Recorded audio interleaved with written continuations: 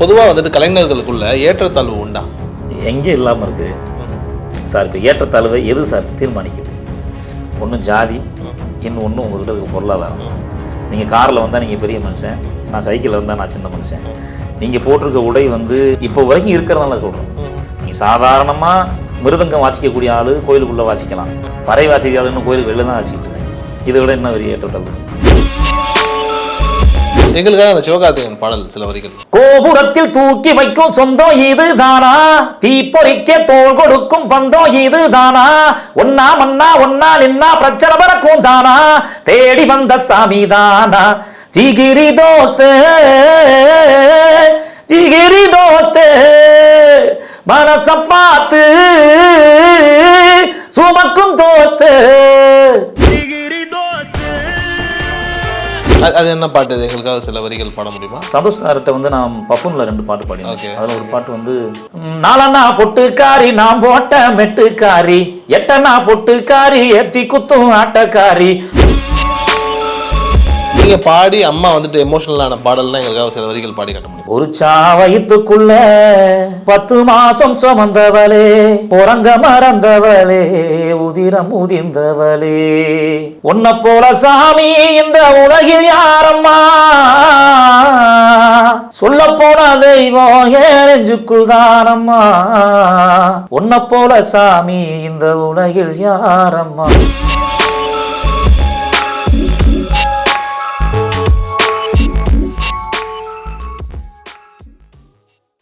ஆகாயம் நேயர்களுக்கு வணக்கம். நான் உங்கள் அஷ்ரஃப். இன்று நம்மோடு இருப்பது ஆந்தக்குடி இளையராஜா அவர்கள். வணக்கம். வணக்கம். இப்போ நீங்கள் கலைஞராக இருக்கீங்க. இப்போ நிறைய பேர் வந்துட்டு சினிமாக்குள்ளே வந்து பாட வராங்க. இப்போ உங்களுக்கும் சினிமாவான வாய்ப்புகள் வருதுன்னும் போது சமீபத்தில் கூட ஒருத்தர் வந்துட்டு ஒரு பாடல் போய் பாடியிருக்காரு, நல்லா இருந்திருக்கு.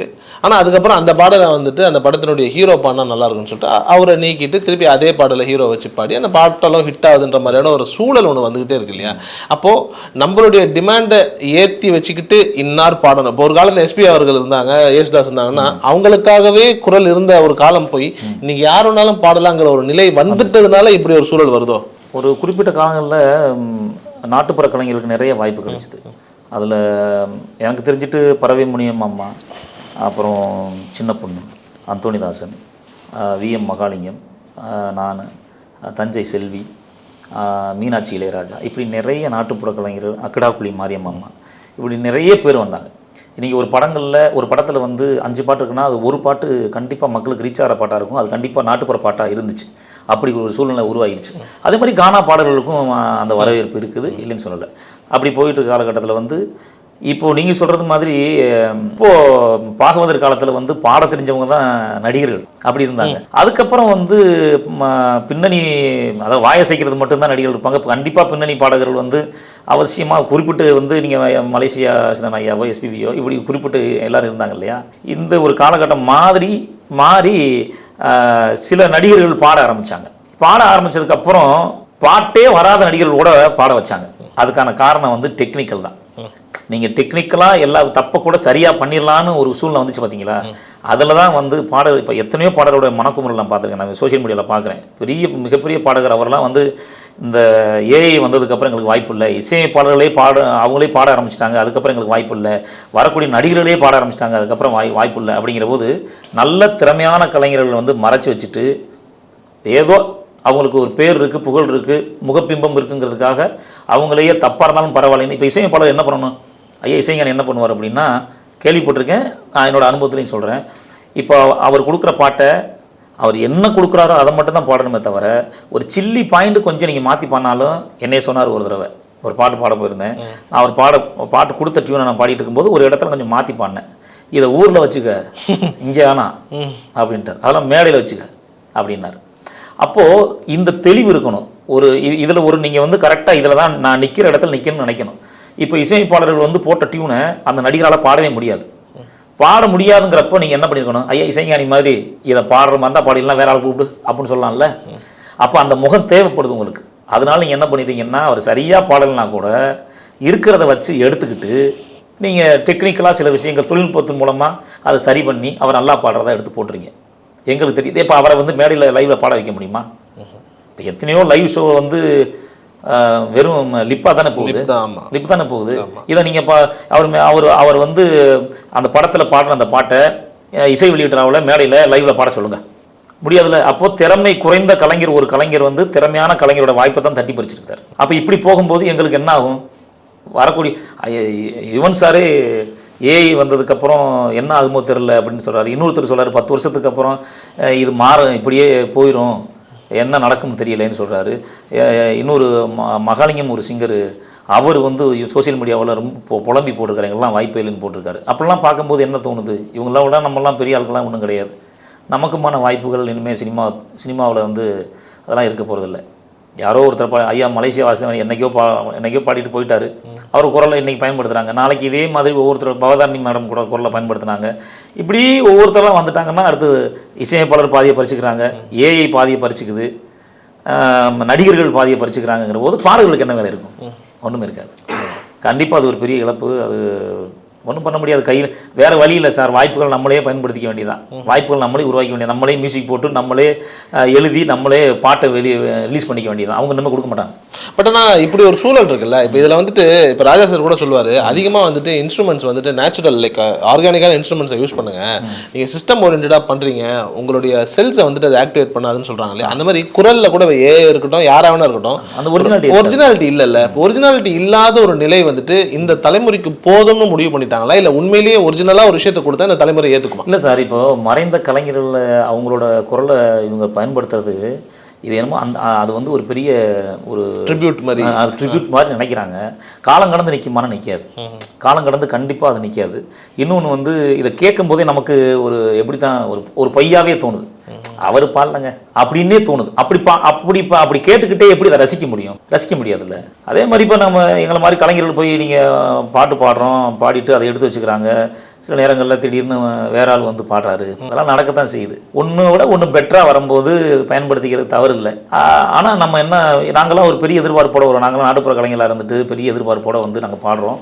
பாடிட்டு ஒருவேளை அந்த பாட்டை அதில் வைக்கல அப்படின்னா நான் என்ன நினச்சிக்கிறேன் அப்படின்னா, நல்லா பாடணும். இதை விட யாரோ ஒருத்தர் நல்லா பாடியிருக்காரு, வாய்ப்பு போயிடுச்சு, நீங்கள் நல்லா பாடணும். உங்களுக்கு இடம் கிடச்சிச்சில்ல, உன்னை கூப்பிட்டார்ல, கூப்பிட்டு பாட வச்சார், நீ சரியாக பாடியிருந்தீங்கன்னா, அவர் எதிர்பார்க்கறது கொடுத்துருந்தீங்கன்னா கண்டிப்பாக அந்த பாட்டை தூக்கி இன்னொருத்தர் கொடுத்துருக்க மாட்டாங்க.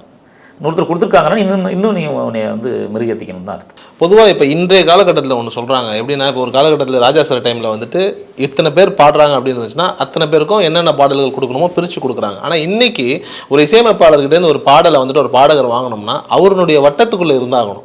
அவருக்கு தெரிஞ்ச ஒரு ஆளாக இருக்கணும், இல்லை அவருடைய பார்ட்டியில் இருக்கணும், இல்லை அவருடைய வீட்டுக்கு போகக்கூடிய ஒரு சூழலில் இருந்தே ஆகணுங்கிற ஒரு நிர்பந்தம் இருக்கு இல்லையா? இதை எப்படி வந்துட்டு நாட்டுப்புற கலைஞர்களாக இருக்கட்டும், யாராக இருக்கட்டும், எப்படி அதை கடந்து வர்றது? எத்தனை பேர் அவங்கள சுற்றியே இருப்பாங்க கலைஞர்கள், அவங்களுடைய சகாக்கள் நண்பர்கள் இருப்பாங்க. எத்தனை கலைஞர்கள் இப்போ ஒன்றும் இல்லை. கிடாக்குழி மாரியம்மாள் அவங்க மேடையில் பாட ஆரம்பித்த காலத்துலேருந்து 50 வயசில் தான் வந்து அவங்களுக்கு வாய்ப்பு கிடச்சிது. சொல்லப்போனால் நாட்டுப்புற பாட்டு பாடுறவங்களில் எல்லாரும் ஈஸ்வரி மாதிரி அவங்க வந்து நாட்டுப்புறத்தில் பயங்கரமான ஆள். அப்படிப்பட்டவங்களுக்கு 50 வருஷத்துக்கு அப்புறம் தான் வாய்ப்பு கிடைச்சிது. இவங்களை யார் தேடி பிடிச்சாங்க? இவங்க வந்து இசையமைப்பாளர் சுற்றியே இருந்தாங்களா வாய்ப்பு கொடுக்கறதுக்கு? எங்கேயோ ஒரு குரல் இருக்குதுன்னு யாரோ ஒரு பாமர மனுஷன் எனக்கு அந்த குரல் தான் வேணும்னு சொல்லிட்டு மாரி செல்வராஜ் சார் கேட்டிருந்தார். அவரே கண்டுபிடிச்சிக்கிறார். எனக்கு இவங்க தான் வேணும்னு சொல்லி கேட்டதுனால தான் அந்த கலைஞர் வெளில வந்தாங்க. அப்படி எல்லா கலைஞர்களுமே ஒரு வேறு எங்கே இருக்கோ அங்கேருந்து கலைஞர்கள் எடுக்கணும்னு நினைக்கணுமே தவிர தன்னை சுற்றி இருக்கிறவங்களே எடுக்கணும், இவர் ஒழுங்காக பாடலாலும் பரவாயில்ல, முகம் தெரிஞ்ச ஆளாக இருக்கணும், இவரை பாட வச்சா பாட்டு வியூஸ் போகும் அப்படிங்கிறதுக்காக எடுத்தீங்கன்னா ஒரிஜினல் இருக்காரு. ஆனால் இப்போ நீங்கள் இப்போ சொன்னது கூட ஒரு இயக்குனர் தான் தேடி பிடிச்சிருக்காரு, ஒரு இசையமைப்பாளர் பிடிக்கல. அதாவது இயக்குனர் தேடி பிடிச்சி இவங்க வேணும்னு சொன்னதுனால சந்தோஷ் நாராயண் சார் அவங்கள பயன்படுத்தினாங்க. ஆனால் அவங்களுக்கு தெரிஞ்சதுக்கு அப்புறம் மறுபடியும் அவருக்கு வாய்ப்பு கொடுத்துருவாரு. ஆமாம், இவங்க தான் எனக்கு சூப்பராக பண்ணாங்க, இவங்க வச்சு இன்னொரு பாட்டு பண்ணணும்னு சந்தோஷ் நாராயண் அடுத்தடுத்து வாய்ப்பு கொடுத்தாரு. அது வேற.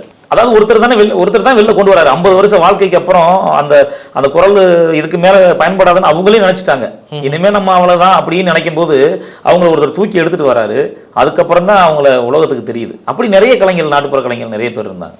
அந்தோணி அண்ணன் வந்து சொல்லப்போனால் நாங்கள்லாம் மேடைகளுக்கு வந்துட்டோம். அவர் கரகாட்ட கலைஞராக தான் இருந்தார்.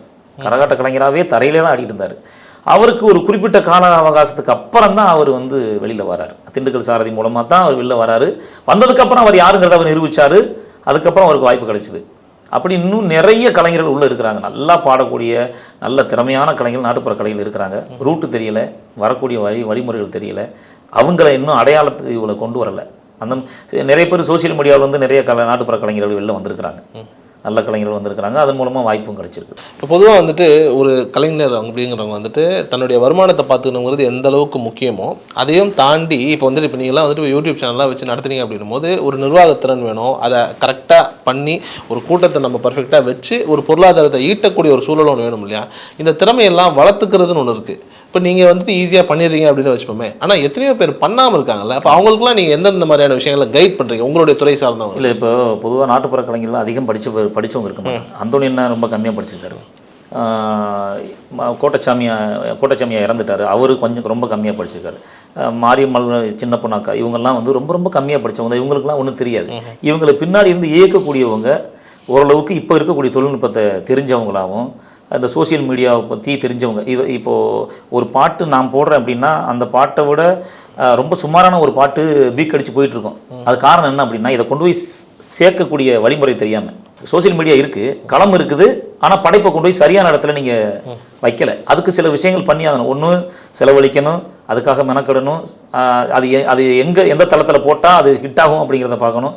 இதுக்கெல்லாம் நமக்கு படிப்பறிவோ தொழில்நுட்பமோ தெரியலனா கூட நம்ம சுற்றி யாராவது ஒருத்தரை பக்கத்தில் அப்படி ஒரு தொழில்நுட்பம் தெரிஞ்ச ஒரு ஆளை வச்சுக்கிட்டு அதை மூவ் பண்ணி கொண்டு போகணும். இல்லைன்னா அந்த கலைஞர் அப்படியே தான் இருப்பார், வேறு வழி இல்லை. இப்போது உங்களுடைய அடுத்த கட்ட ஒரு நிலைன்னு ஒன்று இருக்கும் இல்லையா? இப்போ எல்லாமே பண்ணியாச்சுன்னும் போது இப்போ சினிமா இப்போ உங்களை நிறைய பேர் பார்த்து நீங்கள் வந்துட்டு உங்களுடைய ஆல்பம்ஸ்லாம் கூட நீங்களே நடிக்கிறீங்கன்னும் போது இப்போ நீங்கள் நடிக்கலாம், நல்லா இருக்கு. ஒரு சில பேர்லாம் உசுப்பேத்து விடுவாங்க, கொஞ்சம் ரஜினி மாதிரி இருக்கீங்க, முடியெல்லாம் கருணாஸ் வந்து லாரன்ஸ் மாதிரி இருக்குன்னு சொல்லுவாங்க.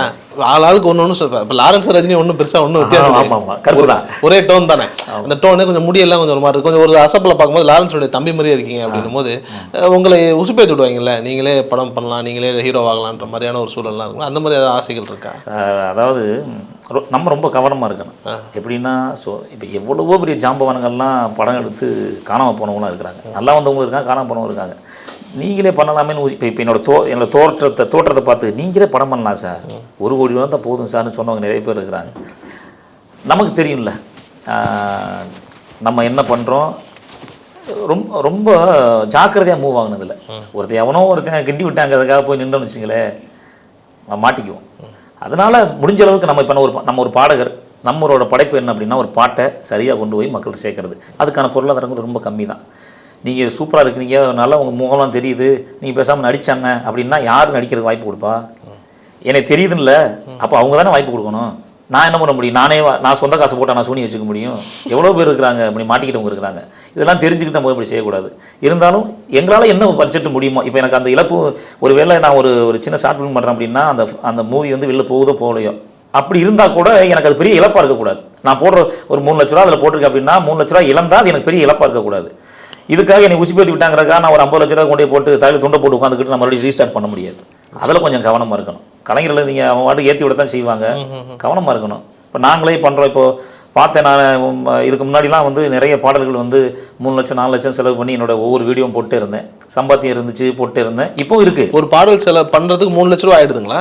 நான் 2018 ஒரு பாட்டுக்கு 3 லட்ச ரூபா செலவு பண்ணேன். ஓ, யூடியூப்ல ரிலீஸ் ஆகிற பாடல்? ஆமாம், வாடியங்கிற தப்புல, அத்த மகன் ஒன்னாச்சு, பூங்குயிலே, இப்படி நிறைய பாட்டு பண்ணேன். ஒவ்வொரு பாட்டையும் வீடியோவாக பண்ணி போட்டு இருந்தேன். அப்போல்லாம் வந்து என்னோட வருமானத்தில் 3/4 எடுத்து நான் எனக்கு இந்த படைப்புகளுக்காகவே செலவு பண்ணுவேன். ஒரு 100 பாட்டு பாடியிருக்கோம், 100 பாட்டு MP3 பண்ணுறதுக்கு எவ்வளோ செலவாகும்?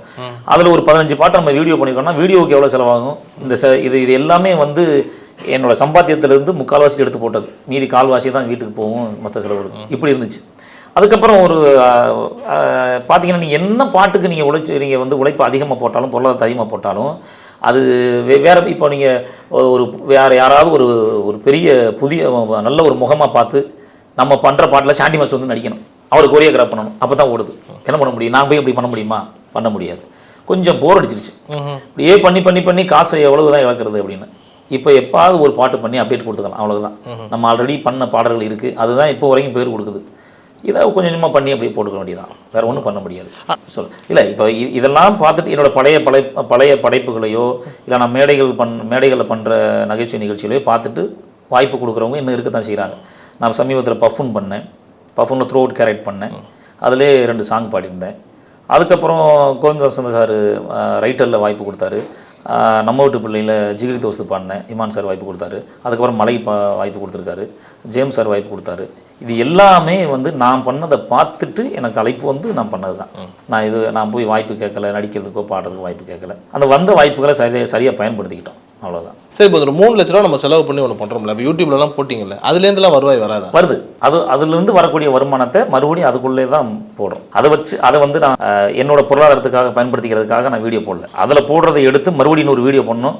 ஏன்னா நான் கையிலேருந்து போட்டுட்டு எனக்கு எதுவுமே வருமானம் கிடைக்காம இருந்ததுன்னா நான் மறுபடியும் அடுத்த வீடியோ பண்ணுறதுக்கு யோசிப்பேன். அதில் வரதை எடுத்து அதிலே போட்டுக்கிறேன். இப்போ இமான் சாரோடலாம் ஒர்க் பண்ணிங்க இல்லையா? இப்போ ஒரு இசையமைப்பாளரோட ஒரு பாடல் போய் பாடும்போது அவங்க சொல்லி நமக்கு இப்போ நாமளே உருவாக்கி நாமளே பாடுறதுங்கிறது வேற, இன்னொருத்தவங்க கிட்ட போய் பாடுறதுன்றது வேற இல்லையா? இமான் அவர்கள் அந்த நம்ம வீட்டு பிள்ளை பாடல்களில் நீங்கள் பாடும்போது எந்த மாதிரியான இன்ட்ராக்ஷன் இருந்தது? அது சிவகார்த்திகேயனுக்கு வந்துட்டு அது ஸ்டார்டம் கொடுத்த படம் இல்லையா? அது எனக்கு வந்து இமான் சாரோட அப்பா கால் பண்ணியிருந்தாங்க. கால் பண்ணிவிட்டு, நான் இமான் ஃபாதர் பேசுகிறேன், நீங்கள் எத்தனாம் தேதி வரணும் அப்படின்னு சொன்னோன்னே நான் ரொம்ப எனக்கு அப்படியே ஒரு மாதிரி ஆயிடுச்சு. ஏன்னா நான் வந்து நிறைய டைம் இமான் சாரோட ஆஃபீஸுக்கு போய் சிடி கொடுத்து வந்திருக்கிறேன். கொடுக்கும்போதெல்லாம் வாய்ப்பு இல்லையே, இப்போ கூப்பிட்டுருக்காங்கன்னு சொல்லிட்டு நான் அவர்கிட்ட சொன்னேன், சார் ரொம்ப நன்றிங்க சார், நிறைய டைம் வந்து வாசல் நின்றுருக்கேன் சார், சிடிலாம் கொடுத்து வந்திருக்கேன் சார். கொடுத்தீங்களா? கிடைக்கல, இல்லை எப்போ கிடைக்குமோ அப்போ கிடைக்கும், நாளைக்கு வந்துருக்கேன். அப்புறம் போனவுடனே எனக்கு டியூன் முதல்ல அனுப்புனாங்க.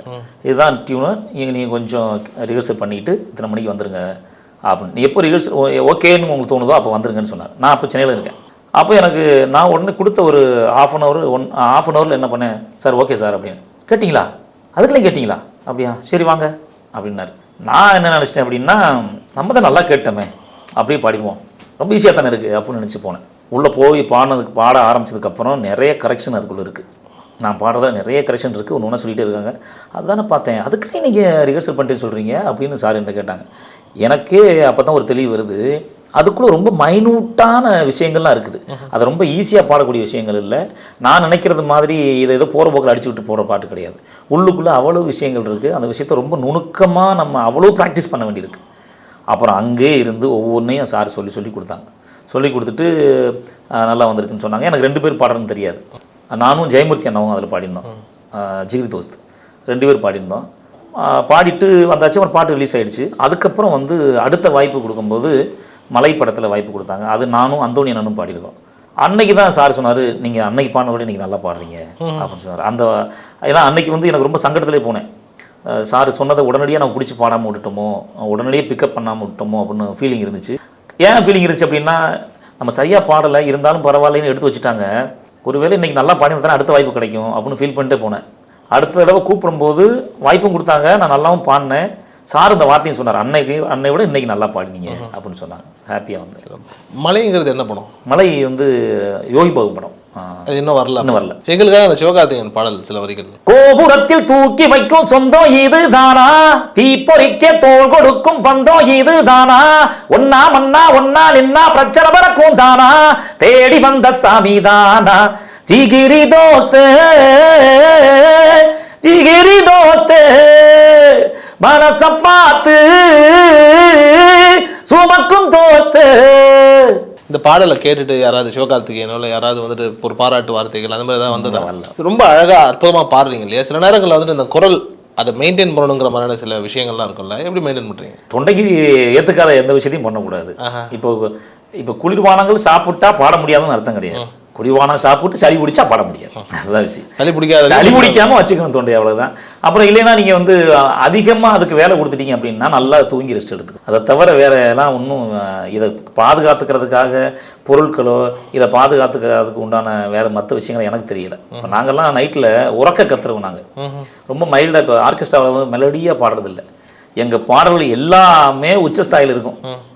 வாயை திறந்து பப்பரப்பான்னு கத்தணும். அப்படி 3 மணி நேரம் பாட்டை பாடிட்டு மேடை விட்டு இறங்குனா பேச முடியாது, காதை அடைக்கும், கரன்னு இருக்கும், பேச முடியாது.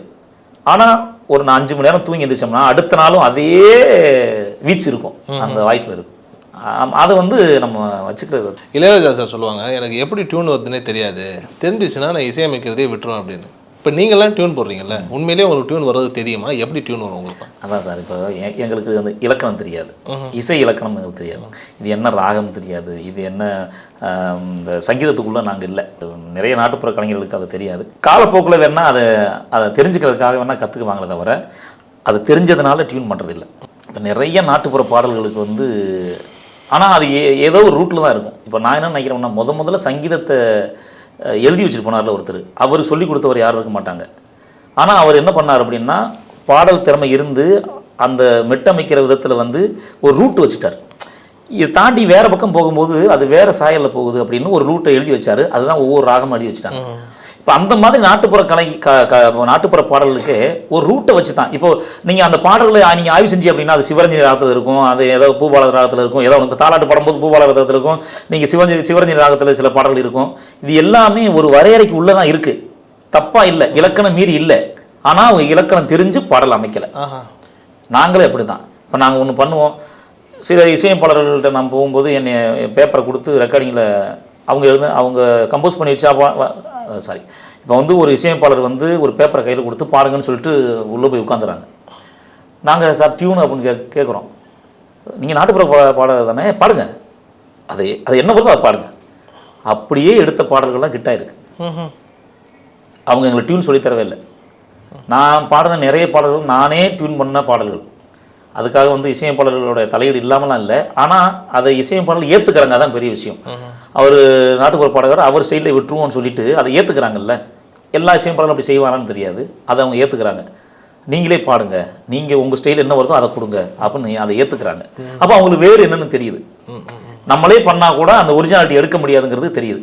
இப்போ டங்காடுங்க அதை விட்டுக்காரி ஆல்ரெடி நாட்டுப்புற பாடல்கள் வந்த பாடல்கள் தான், அந்த மெட்டெல்லாம் வந்த பாட்டு தான். அந்த மாதிரியான பாடல்கள் பெரிய பெரிய ஹிட்டாக இருக்குது. அதை வந்து இசையமைப்பாளர்கள் வந்து அதை ஏற்றுக்கிறாங்க.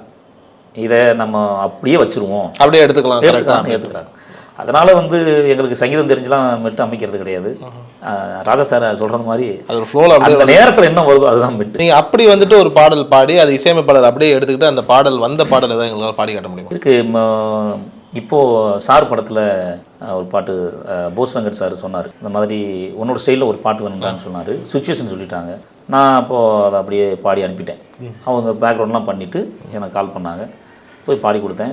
அது ரொம்ப பெரிய விஷயம் என்னென்னா, சித்து சார் தான் மியூசிக். அந்த ஒரு பாட்டுக்கு அவர் பேரை இசைன்னு போடுங்கன்னு சொல்லி சொன்னாங்க. சாரே சொல்லி அதில் மியூசிக்னு என்னோட பேர் ஆந்தக்குடி இளையராஜான்னு வரும். நான் தான் பாடியிருக்கேன். அந்த பாட்டுக்கு நானே நடிச்சிருக்கேன். அந்த மாதிரி பாடல்கள்லாம் இருக்குது.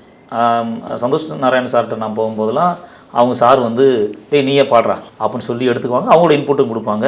அது என்ன பாட்டு, எங்களுக்காக சில வரிகள் பாட முடியுமா? சந்தோஷ் சார்கிட்ட வந்து நான் பஃபூனில் 2 பாட்டு பாடினேன். அதில் ஒரு பாட்டு வந்து நாலண்ணா பொட்டுக்காரி நான் போட்ட மெட்டுக்காரி, எட்டண்ணா பொட்டுக்காரி ஏத்தி குத்தும் ஆட்டக்காரி, ஒத்த ரூபா பொட்டுக்காரி மெத்த போல மேனிக்காரி, ஒத்த ரூபா பொட்டுக்காரி மெத்த போல மேனிக்காரி, மடிச்சு வச்ச வெத்தலை நல்லா இடிச்சும் கூட பத்தலை, அடி மடிச்சு வச்ச வெத்தலை நல்லா இடிச்சும் கூட பத்தலை, அப்படியே கேளப்பா போவோம்.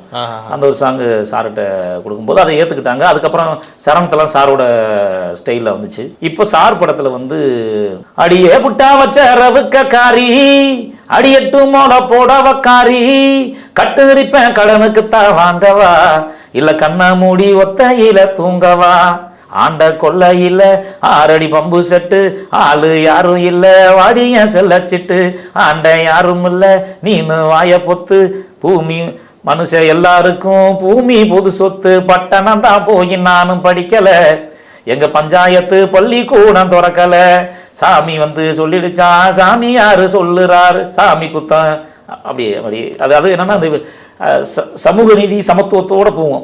அது கரகாட்டத்தில் பாடுற பாட்டு தான். அது கரகாட்டத்தில் பாடுற பாட்டு மாதிரி தான் இருக்கும். அதுக்குள்ள வந்து ஆண்ட கொள்ளையில 6 அடி பம்பு செட்டு அங்கே ஆளில் வாடின்னு அவர் கூப்பிடுறாரு. அந்த அம்மா என்ன சொல்றதுன்னா, ஆண்டெல்லாம் இங்கே ஒன்றும் ஒருத்தனும் கிடையாது, எல்லாம் அந்த பூமியில் பிறந்த எல்லாம் ஒன்று தான்டா, போடா வேலையை பார்த்துக்கிட்ட அப்படின்னு சொல்லு. அப்படி ஒரு பாட்டு. பொதுவாக வந்துட்டு கலைஞர்களுக்குள்ள ஏற்றத்தாழ்வு உண்டா? எங்கே இல்லாமல் இருக்கு சார். இப்போ ஏற்றத்தாழ்வை எது சார் தீர்மானிக்குது? ஒன்றும் ஜாதி, இன்னொன்று உங்ககிட்ட இருக்க பொருளாதாரம். நீங்கள் காரில் வந்தால் நீங்கள் பெரிய மனுஷன், நான் சைக்கிளில் வந்தால் நான் சின்ன மனுஷன். நீங்கள் போட்டிருக்க உடை வந்து பட்டில் போட்டிருக்கீங்கன்னா நீங்கள் பெரிய ஆள், நான் கதரில் போட்டிருந்தா நான் சின்ன ஆள். இப்போது ஒன்றும் இல்லை, உங்கள்கிட்ட இருக்கிற திறமை எனக்கிட்ட இருக்கும். நீங்கள் பாடுறத நானும் அப்படியே பாடுவேன், எனக்கிட்ட திறமை இருக்கும். ஆனால் உங்களுக்கு அங்கீகாரம் கிடைச்சிருச்சு, எனக்கு கிடைக்கல. வாய்ப்பு கிடைச்சவங்க எல்லாம் பெரிய ஆளாகும், திறமை இருந்தும் வாய்ப்பு கிடைக்காதவங்க சின்ன ஆளாகவும் நினச்சிக்கிறாங்க. அப்படி இல்லை, வாய்ப்பு கிடைச்சா உனக்கு சரிசமமாக அவனு தான் நிற்க போகிறான். அதனால் ஏற்றத்தாழ்வு எல்லாத்துலையும் இருக்குது. ஆனால் நீங்கள் பொருளாதார ஏற்றத்தாழ்வுங்கிறது ஓகே, அது எல்லா இடத்துலையும் நமக்கு தெரியுது. ஜாதிய ஏற்றத்தாழ்வும் இருக்குதா? இருக்குல்ல. பல காலமாக பேசிக்கிட்டு இருக்கிற விஷயத்தையே ஏதோ பழைய புளிய கலர்ன மாதிரியே இருக்கும் நான் சொல்கிறது. இப்போ வரைக்கும் இருக்கிறதுனால சொல்கிறோம். நீங்கள் சாதாரணமாக மிருதங்கம் வாசிக்கக்கூடிய ஆள் கோயிலுக்குள்ளே வாசிக்கலாம், பறை வாசிக்கிற ஆளுன்னு கோயிலுக்கு வெளில தான் வாசிக்கிட்டு இருக்காங்க. இதை விட என்ன பெரிய ஏற்றத்தாழ்வு வேணும்? இங்கே அப்போ எதை காட்டுறாங்க? இப்போ பறை வந்து சாவுக்கும் அடிக்கிறாங்க, அதனால் அதை உள்ளே கொண்டு போகக்கூடாதுன்னு பார்க்குறாங்களா, இல்லை சாவுக்கு அடிக்கிறவங்கலாம் உள்ளே வரக்கூடாதுன்னு நினைக்கிறாங்களா, எப்படின்னு தெரியல. அது என்னவா பார்க்கப்படுது? இப்போ ஏன்னா நீங்கள் உள்ளுக்குள்ளேயே அதுக்குள்ளே இருக்கிறதுனால சாதியாக தான் பார்க்குறேன் நாங்கள். ஜாதியாக தான் பார்க்குறோம். சாதியாக பார்த்தா நீங்கள் எந்த ஒரு நிகழ்வுலையும் ஒரு கச்சேரியை கரகாட்டம் நடத்தவே முடியாது. இருக்கிற பூரா ஒரு குறிப்பிட்ட எல்லா சமூகத்தை சார்ந்தவங்க தானே வராங்க. எல்லா சமுதாயத்தை சார்ந்தவங்க நிகழ்ச்சி பார்க்க வராங்க. அதிகபட்சமாக பார்த்தா குறிப்பிட்ட சமுதாயத்தை சார்ந்தவங்க கலைஞர்களாக இருக்கிறாங்க. இப்போ அப்படி பார்க்க நீங்கள் எத்தனை பேர் ஒதுக்க முடியும்? அப்படி நான் என்ன கேட்குறேன்னா, ஜாதியாக பார்த்து நிகழ்ச்சி பண்ணுறாலும் நீ அந்த குறிப்பிட்ட ஜாதியில் மட்டும் இருக்கக்கூடிய கலைஞர்களை வச்சு கச்சேரி பண்ண முடியுமா? முடியாது, சாத்தியமே இல்லை. நான் அதே மாதிரி நான் இன்ன ஜாதி, என் ஜாதிக்காரனுக்கு மட்டும் தான் நம்ம போய் கச்சேரி பண்ண சொல்ல முடியுமா? முடியாது. நான் வந்து பொதுவான கலைஞர்கள், பொதுவானவர்கள். இல்லைன்னா நீ என்ன பண்ணணும் அப்படின்னா, உன்னோட சமுதாயத்திலேருந்து நீ போய் பறையடிடா, அடிச்சு பெரியல வாடா, என்ன அவன் மட்டும் தான் அடிக்கிறது. உன்னை யாரும் அடிக்க வேணான்னு சொல்லலை, நீ தான் அடிக்கிறவன் வேற மாதிரி பார்க்குற. முடிஞ்சுன்னா எடுத்து வாசி, நாங்கள் தோல் கொடுக்குறோம், தோளமே அணிக்கிறோம், அவ்வளோதான். இதை வந்து குறிப்பிட்ட சமுதாயத்துக்கான கலையாவோ சமுதாயத்துக்கான கருவியாவோ இசை கலைகளையும் கருவிகளையும் பார்க்கக்கூடாது. உங்கள் தாய்க்கு இது வரைக்கும் நீங்கள் பண்ண பாடல்கள்லேயே ரொம்ப பிடித்த நெருக்கமான பாடல்னால் என்ன பாடல் சொல்லுவீங்க? நான் பாடின பாடல் இல்லை, நிறைய மேடைகளில் நான் அம்மா உட்காந்து பார்த்துக்கிட்டு இருப்பாங்க, நான் பாடியிருக்கேன், நிறைய டைம்லாம் அழுதுருக்கேன். அது வந்து அம்மா சென்டிமெண்ட்டாக பாடும்போது நமக்கு பழைய நிகழ்வுலாம் ஓடும், அவங்களும் அதை பார்த்து கண்கலங்க ஆரம்பிச்சுருவாங்க. ஆனால் எனக்கு தெரியல, இப்போ நீங்கள் பொசுக்கு இப்படி கேட்டிங்களே, என்னோட பாடல்கள்லாம் என்ன சும்மா ஏதாவது பொய் தான் சொல்லணும். இல்லை, நிச்சயமான ஏதாவது ஒன்று சொல்லியிருப்பாங்க, இல்லை முணுமுணுத்திருப்பாங்க, இல்லை யாருக்கிட்டையாவது சொல்லியிருப்பாங்க, இதில் என்னமோ ஒன்று இருக்குது இந்த பையன் பாடுறதுல, இந்த பாடல்னு ஏதாவது ஒன்று இருக்கும். எனக்கு தெரிஞ்சு நிச்சயமாக இருக்கு ஒரு தாய்க்கு. அது என்னோட பாடல்களாக இல்லை, அதுதான் யோசிக்கிறேன், இதை எப்படி போடுறேன். இல்லை நிறைய மேடைகளில் இப்போ எங்கள் ஊர்லேயே வந்து நான் ஒரு வருஷத்துக்கு 3 நிகழ்ச்சி பண்ணுவேன். 3 நிகழ்ச்சிலையும் வந்து அந்த ஒரு பாட்டு பாடும்போது அழுதுட்டு பாதியோட பாட்டை நிறுத்திட்டு மூக்க சிந்திட்டு போயிருக்கிறேன். அது மாதிரி நிறைய நடந்திருக்கு. ஆனால் அவங்களுக்கு பாதித்த பாட்டு வந்து சென்டிமெண்ட் சாங் தான். அது சொல்லப்போனால் அது என்னோட சாங்ஸ் கிடையாது. வேலுமுருகன் பாடின பாட்டு, அண்ணன் ஜெயமூர்த்தி அண்ணன் பாடின பாட்டு, அந்த மாதிரி நிறைய பாட்டு இருக்கு. சரி, அதில் நீங்கள் பாடி அம்மா வந்துட்டு எமோஷனலான பாடல்னா எங்களுக்காக சில வரிகள் பாடி காட்ட முடியுமா? ஒரு சாவயத்துக்குள்ள 10 மாசம் சுமந்தவளே, உறங்க மறந்தவளே, உதிரம் உதிர்ந்தவளே, உன்னை போல சாமி இந்த உலகில் யாரம்மா, சொல்ல போன தெய்வம் ஏஞ்சுக்குள் தானம்மா, உன்னை போல சாமி இந்த உலகில் யாரம்மா, சொல்ல போன தெய்வம் ஏஞ்சுக்குள் தானம்மா, மடியில சோறு கட்டி வயிற்றில் இர துணிய கட்டி, மடியில சோறு கட்டி வயிற்றில் இர துணிய கட்டி. பாட்டு தெரியல, மறந்துச்சு, ரொம்ப வருஷம் ஆச்சு. சரி, இப்போ இது வரைக்கும் பாடினதே வந்துட்டு பாதியில் எஞ்சி போகிற மாதிரியான ஒரு உணர்வுக்குள்ள தான் நீங்கள் கொண்டுட்டு வரீங்க. இது எல்லாமே இப்போ அம்மா வந்து, அதாவது எனக்கு நடந்த இன்சிடென்ட் எல்லாமே இந்த பாட்டுக்குள்ள இருந்ததுனால நான் அம்மாவுக்காகவே பாடின, என்னோட வாழ்க்கையை பாடினதாவே அவங்க ஃபீல் பண்ணி தான் நானும் வந்து மைண்டில். இப்போ ஒரு சில பாடல்கள் வந்து உங்களுக்கு நடந்ததாக இருக்கும்ல, அப்படித்தான் அதில் வறுமையில் இருக்கக்கூடிய எல்லா தாய்க்கும் மகனுக்குமான பாடலாக தான் அந்த பாட்டு இருக்கும்.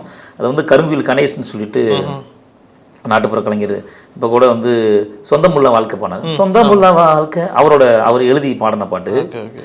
அந்த பாட்டு வந்து நான் ரொம்ப வருஷமாக அந்த மேடைகளில் நான் பாடியிருந்தேன். சமீபத்தில் வந்து கமர்ஷியலாக நிகழ்ச்சியை கொண்டு போகணுங்கிறதுக்காக சில நேரங்களில் என்ன ஆகுதுன்னா, இந்த மாதிரியான சென்டிமெண்ட் ஸ்லோ சாங் போடும்போது கூட்டம் எந்திரிக்கும், அதனாலேயே அதை பாடல. ஆனால் அந்த மாதிரியான பாடல்கள் வந்து பெரிய ஒரு மகனுக்கும் தாய்க்கும் இடையில ஒரு பெரிய தாக்கத்தை உருவாக்கு. உண்மையிலேயே உங்களோட பேசிட்டு இருந்த தருணம் வந்துட்டு எனக்கு ரொம்ப அற்புதமாக இருந்தது. குறிப்பாக அந்த கடைசி பாடல் வந்துட்டு இந்த தாய்க்கான பாடல் ரொம்ப நெகிழ்ச்சியான ஒரு மொமெண்ட்டாக இருந்தது. ரொம்ப நன்றி உங்கள் நேரத்துக்கு. வரக்கூடிய காலங்களில் உங்களுடைய எல்லா பாடல்களும் உங்களுடைய எல்லா முயற்சிகளும் மிகப்பெரிய வெற்றி அடையணும்னு வாழ்த்துறோம். ரொம்ப நன்றி. மகிழ்ச்சி.